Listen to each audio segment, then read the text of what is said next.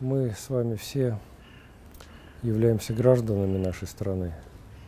Мы родились здесь, были воспитаны. Эта страна дала нам образование, дала возможность трудиться, созидать. И что самое главное для человека верующего, религиозного, возможность совершать богослужение, возможность воспитывать своих детей в вере, в традициях, традиционных ценностях, которые всегда были свойственны нашему народу.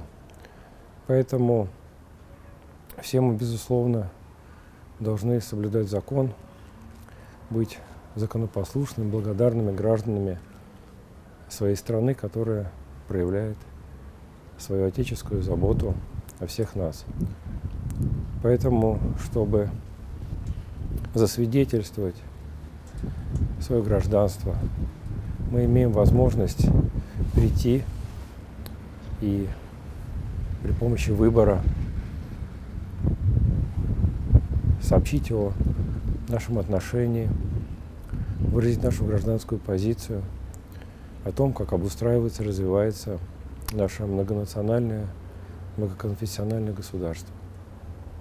Поэтому такая возможность у нас есть, не стоит ей пренебрегать, и путем своего выбора мы сообщаем, делегируем тем, за кого мы голосуем, наши надежды, наши чаяния о дальнейшем развитии, благоукрашении нашей замечательной, многонациональной, такой разной, но единой России.